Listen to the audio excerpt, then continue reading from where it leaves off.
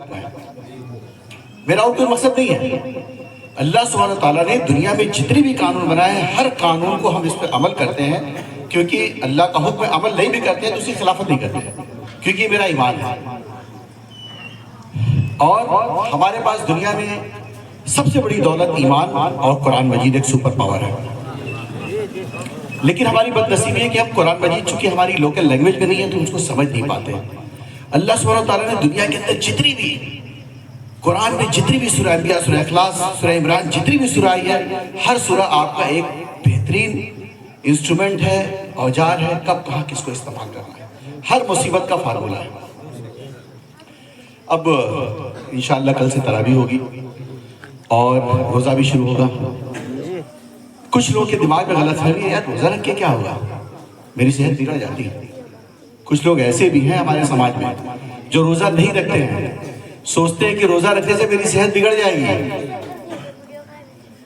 तो रोज़ा कब अल्लाह ने दिया था? 1400 साल पहले।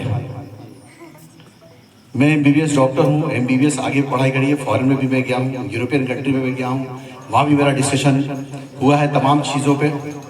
अब आइए टेस्ट कीजिए, रोज़ा जो आपको अल्लाह सुब्हानहू व तआला ने जो दिया है, वज़ू जो अल्लाह ताला ने आपको दिया है, अल्लाह सुब्हानहू व तआला को कुछ नहीं चाहिए, ना रोज़ा चाहिए, नमाज चाहिए, ना खराज चाहिए, ना ज़कात चाहिए। अल्लाह सुब्हानहू व तआला ने अपने बंदों के लिए जितनी भी कानून बनाए, हर कानून में आपकी बेहतरी है। लेकिन मैं ये मानता हूँ कि हम लोग अमल करने का अल्लाह का हुक्म है, बेहतरी उतरी से मतलब नहीं है, नहीं तो ईमान गड़बड़ हो जाएगा, ईमान गड़बड़ हो जाएगा। जब आप मस्जिद में दाखिल होते हैं तो क्या करते हैं? वजू बनाते हैं। वजू बनाते बनाते कम से कम 25 बीमारियों को आप धक्का दे देते हैं, मिनिमम 25 बीमारियों को। ये साइंस ने कब जाना? 100 ईयर्स बैक, 50 साल पहले। अल्लाह ने कब दिया? 1400 साल पहले। भैया वहाँ लगा दो, बाबा वाली वो लगा दो।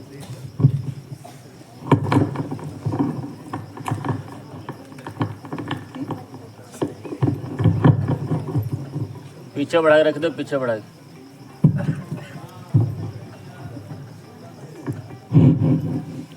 तो आप मस्जिद में दाखिल हुए, अल्लाह पाक कह सकते थे जाओ ऐसे डायरेक्ट नमाज पढ़ लीजिए आप।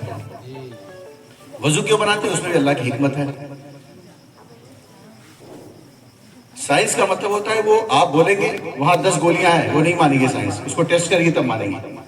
आप बोलेंगे वहां 1000 स्क्वायर फीट लैंड है, भरोसा कीजिए, कहे नहीं, हम जब तक नापेंगे नहीं। साइंस का मतलब टेस्टिंग। तो जब जैसे आप वजू बनाते हैं, वजू बनाने में आप 25-30 बीमारियों को धक्का दे देते हैं। आपने हैंड वॉश किया, मेडिकल साइंस कहती है हैंड से फैलने वाली बीमारी, डायरिया, कॉलरा, पेचिस, कोई आदमी सीमेंट में काम कर रहा, कोई केमिकल्स में काम कर रहा, कोई एसिड में काम कर रहा, हर चीज हाथ में कांटेक्ट हुई कि नहीं हुई? अचानक आपको भूख लगी, आपने उठा के खा लिया। जमीन में तरह तरह के जरासीम में आपने यहाँ हाथ रखा, आपने 5 टाइम हैंड वॉश किया, क्या हुआ? हैंड से फैलने वाली बीमारियों का प्रिवेंशन हुआ कि नहीं हुआ? अल्लाह ने कहा है कि जितनी बार नमाज पढ़ेंगे आप वजू हैंड के बाद आप नाक साफ करते हैं, नाक की नरम हड्डियों तक आपको साफ करना है। मेडिकल साइंस कहती है कि नाक में जो बाल है वो फिल्टर पेपर है, इसमें तरह तरह की जरासीम चिपक जाते हैं। एक पेशेंट है जो टीबी का, उसने खांसा, मैं वहां खड़ा हूं, मैंने सांस लिया, मेरे नाक में टीबी के जरासीम चिपक गए, मैंने वजू बनाया, वॉश आउट हो गया नहीं हुआ? टीबी, कोरोना, निमोनिया, एंथ्रॉक्स है ना, बोवाइन ट्यूबरकुलोसिस, तमाम चीजें जो होती है वो नाक के थ्रू लंग्स को ट्रांसमिट होती है। जब 5 टाइम आप सुन्नत से वजू बनाते हैं, सुन्नत के तरीके से, तो क्या होता है कि जो जरासीम चिपके होते हैं वॉश आउट हो जाते हैं। साइंस ने कब जाना? 50 ईयर्स बैक, 50 साल पहले। अल्लाह ने कब दिया? 1400 साल पहले, बिना किसी टेस्टिंग के। ये क्या अल्लाह का पावर है। हमारे बीच बहुत से ऐसे लोग हैं, वो मुसलमान हैं, सलीम भाई अब्बा का नाम है, कलीम भाई बेटे का नाम है, लेकिन उनको अल्लाह की मौजूदगी पे शक है। तो आए कुरान से टेस्ट करें। नाक के बाद आप आंखों को वॉश करते हैं। जब आंख में क्या होता है? टीयर होता है, सर्कुलेट होता रहता है। जब 5 टाइम उसकी क्लीनिंग होती है तो आपको ग्लूकोमा नहीं होता। ग्लूकोमा क्या होता है? जो आंखों का जो टीयर है, जो मोबिल ऑयल है, वो ब्लॉक कर जाता है, आंखें सूख जाती है, आदमी अंधा हो जाता है। तो जब आप उम्र भर साफ करते रहेंगे तो ब्लॉक होने का सवाल ही नहीं, नाला जाम ही नहीं होगा, आपकी रोशनी बढ़ेगी, है ना? उसी तरीके से आप सर को रगड़ते हैं तो छोटी छोटी मसल्स होती है, तो 2 घंटे काम करने के बाद रिकॉर्डिंग मत बनाइए। अच्छा चलिए, क्या बात। तो आप जो है फेस को वॉश करते हैं। जब फेस को वॉश करते हैं तो आपके फेस की जो गोश्त है, आप थक के टांगे कोई दबाता है, रिलैक्स मिलता है, उस तरह मसल्स गोश्त रिलैक्स होती हैं, तो आप सुकून महसूस होता है। हम मसा करते हैं ना, यहाँ पे अल्लाह सुब्हानहू ताला ने खून की नलियों के बीच में एक छोटा सा बटन दिया है, जिसको कहते हैं मेडिकल साइंस में बैरो रिसेप्टर। हम लोगों ने एमबीबीएस से पढ़ा है, टेस्ट भी किया है। उसको जब आप टच करते हैं तो आपका ब्लड प्रेशर रेगुलेट होता है। ये साइंस ने प्रूव किया है। और अल्लाह ने कहा मसा करना आपको। ब्लड प्रेशर क्या होता है? आप एक तो ब्लड प्रेशर की बीमारी होती है, कभी टेंशन में हुए तो ब्लड प्रेशर बढ़ गया आपको, ठीक, कभी बहुत ज्यादा आप परेशान है, ब्लड प्रेशर डाउन हो गया, तो रेगुलेट करता है। जिस तरह कंप्यूटर में ऑटो सेटिंग बटन है तो रेगुलेट करता है। ये साइंस ने ढूंढा।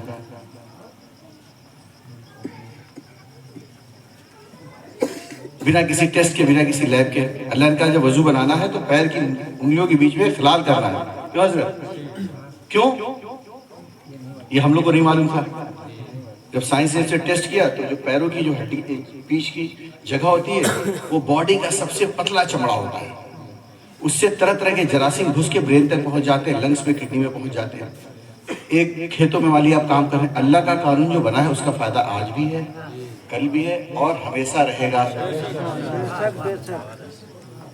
तो बहुत से लोग खेतों में काम करते हैं, तरह तरह के जरासीम चिपक जाते हैं, फंगल इन्फेक्शन होता है ना, सफेद सफेद स्पॉट बन जाते हैं। तो 5 टाइम जब अच्छे से वॉश करेंगे तो जरासीम यहीं से घुसता है ब्रेन में, उसको बोलते हैं टीनिया सोडियम, और ब्रेन पहुंच के गांठें बनाते हैं, बच्चों को झटके आते हैं। जब सीटी स्कैन कराओ तो कीड़े दिखते हैं, फिर उसकी हम लोग 2 साल 3 साल दवा चलाते हैं। तो अल्लाह ने कहा पैर के वजू बनाओ, खिलाल करके बनाओ, क्योंकि किसी के पास जूता है, किसी के पास नहीं है, किसी को खेतों में काम करना है। तो ये सिंपल सी बात है, वजू के कितने बेनिफिट हैं वो तो मैंने ऐसी चीज बताई जो आप जानते हो। बाकी तमाम मेडिकल साइंस में बताऊंगा तो मैं आप समझ ही नहीं पाएंगे। ऐसी लैंग्वेज बताऊं जो आपको समझ में आए। तो ये अल्लाह ने वजू में कितने फायदे रखे हैं। उसी तरीके से रमजान आ रहा है, बहुत से अपने आप को समझते हैं बहुत स्मार्ट आदमी, रोजा नहीं रखते, छुप के खाते हैं। दुनिया की हर मशीन को सर्विसिंग की जरूरत पड़ती है, चाहे टोयोटा हो, चाहे कंप्यूटर हो, चाहे घर हो। उसी तरीके से अल्लाह सुब्हानहू तआला ने जो रोजा दिया है इसके 3 बेनिफिट हैं, सामाजिक बेनिफिट, रूहानी बेनिफिट और जिस्मानी बेनिफिट। हम रोजा इसलिए रखते हैं कि सिर्फ अल्लाह का हुक्म है, बाकी मुझसे किसी चीज से मतलब नहीं है। लेकिन जब उसकी गहराई में जाके टेस्ट करेंगे कि अल्लाह को भूखा रखना पसंद नहीं है, लेकिन इस भूखे रहने में आपके बेनिफिट कितने हैं। आप जब रोजा रखते हैं तो अल्लाह ताला खुश होते हैं, मरने के बाद जन्नत में आला मकाम देंगे आपको। जब हम रोजा रखते हैं समाज में इज्जत बढ़ जाती है, पान पुड़िया, बीड़ी, सिगरेट, गाली गलौज, बेईमानी, मकारी, फ्रॉड सब बंद हो जाता है, तो आदमी सुधर जाता है। कोई आदमी बहुत अरबपति है, रोजा के जरिए अपना चेहरा बदल सकता है। मान लिया रोजा रखा, उसके बाद 6 महीने तक और ईमानदार रहा, साल भर, तो उसका चेहरा बदल जाएगा। वरना वो करोड़ों रुपया खर्च कर देगा, चेहरा बेईमानी का है तो बेईमानी का ही रहेगा। नारे तकबीर, नारे रिसालत, ईद मिलाद नबी, अल्लामा मुफ्ती रफीक आलम साहब क़िबला, नारे तकबीर, नारे रिसालत।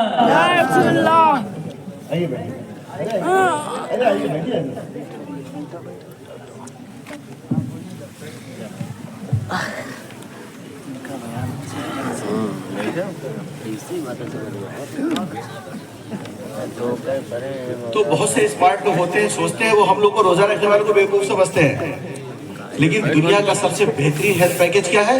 रमजान, जिसमें सामाजिक फायदा है, रूहानी फायदा है, जिस्मानी फायदा है। चलो रूहानी फायदे को साइड में रखो, लेकिन आओ जिस्मानी फायदे पर टेस्ट कर दो। जब रोजा रखते हैं वो 18 घंटे भूखे रहते हैं। उससे क्या होता है? आपके बॉडी के पार्ट को रेस्ट मिलता है। आपको बोल दिया है कि आपको लखीमपुर 24 घंटा चलना है, तो बॉडी आपकी थक जाएगी, उसको रेस्ट चाहिए ना। तो जब रोजा रखते हैं तो बॉडी के पार्ट आपके 18 घंटे रेस्ट में होते हैं, तो उनकी लाइफ बढ़ती है। जो कमजोर पार्ट है वो मजबूत हो जाते हैं। ये मैं नहीं कह रहा हूँ, ये अल्लाह ने 1400 साल पहले कुरान के जरिए, हुजूर पाक सल्लल्लाहु अलैहि वसल्लम के जरिए हमको पैगाम दिया। साइंस ने आज प्रूव किया। जब आप रोजा रखते हैं तो जो साइंस के स्टूडेंट हैं वो जानते हैं कि बॉडी में आपको बहुत तेज भूख लगी हो, आप ग्लूकोज, एक गन्ने का जूस पिए, तुरंत ताकत मिलती है। बॉडी में जो एनर्जी होती है, गाड़ी चलने के लिए एनर्जी जो होती है क्या होती है?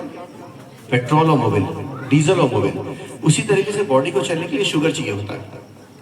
जब रोजा रखते हैं तो आपकी बॉडी की शुगर बर्न होती है, आप काम करते हैं, शुगर जलती है, तो आपके डायबिटीज की पॉसिबिलिटी कम होती है। जो एक्स्ट्रा शुगर है उसकी पॉसिबिलिटी कम होती है। पूरे साल भर यहाँ तक खा खा के बिल्कुल बॉडी को परेशान किए आप, है ना, मुर्ग मसलम बिरयानी यहाँ खा तक। और जब आप 18 घंटे भूखे रखते हैं तो आपकी किडनी को रेस्ट मिलता है, उसको भी तो भाई बॉडी के पार्ट्स को भी तो रेस्ट रखना है। किडनी की लाइफ बढ़ती है, शुगर लेवल जलता है। जब आप रोजा रखते हैं, काम करते हैं, तो आपका 5 किलो वजन कम हो जाता है। वो क्या कम होता है? फैट। फैट ज्यादा होने से जब आपको हार्ट अटैक होता है, डॉक्टर क्या बोलता है? फैट मत खाना, तेल मत खाना। तो खून की नलियां हैं, आपने खा खा के खून की नलियों की चौड़ाई इतनी है, उसमें खा खा के आपने चर्बी जमा रखी इतनी कर दी, तो क्या होता है? ब्लड प्रेशर होता है, शुगर बर्न होता है। तो उसके बाद क्या? फैट बर्न होती है। फैट बर्न होती है, ब्लड प्रेशर से प्रिवेंशन होता है। पूरे बॉडी को हार्ट खून की सप्लाई देता है। तो ये हार्ट को चलने के लिए 3 खून की नलियां होती हैं, राइट, लेफ्ट, कोरोनरी आर्टरी, जो हार्ट को ताकत देती रहती है। जब बॉडी में चर्बी एक्स्ट्रा होती है, उसी में चर्बी जमा हो जाती है, खून की सप्लाई कम हो जाती है, हार्ट को पूरी ऑक्सीजन नहीं मिलती है, हार्ट अटैक होता है। तो जब रोजा रखते हैं, फैट कम होती है, तो हार्ट अटैक से बचाव होता है। कोई किसी को शक शुबा होगा तो हमसे सवाल कर सकता है भाई? नहीं। तो आपकी शुगर से बचा हुआ, हार्ट डिजीज से बचा, किडनी से बचा हुआ, हुआ कि नहीं हुआ?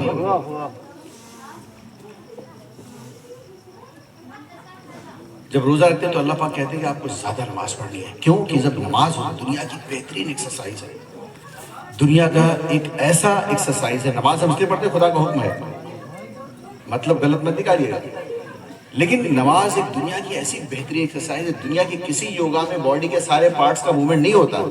नमाज एक ऐसी एक्सरसाइज है, दुनिया के बॉडी के सारे पार्ट्स का मूवमेंट होता है, एक एक जोड़ का मूवमेंट होता है। तो अल्लाह ने कहा ज्यादा नमाज पढ़नी है। तो जब आप सीधे होते तो बॉडी का सर्कुलेशन बेहतरीन होता है, पूरे बॉडी में खून ज्यादा फैलता है। ज्यादा सजदा करते तो ब्रेन, जब बार बार सजदे में जाते हैं, हम ऐसे खड़ा हूं तो नीचे से ब्लड जा रहा ऊपर ना, तो ब्लड का फ्लो कम है। जब बार बार सजदे में जाते हैं तो ब्रेन को ब्लड ज्यादा मिलता है, इसलिए नमाज पढ़ने की याददाश्त अच्छी होती है, उसको ब्रेन स्ट्रोक नहीं होता। 80-80 साल तक ब्रेन स्ट्रोक नहीं होता, 80-80 साल तक याददाश्त बेहतरीन होती है। भाई मशीन अल्लाह ने बनाई तो उसको हिकमत तो दिया ना कि आप ऐसे फिट रख सकते हैं।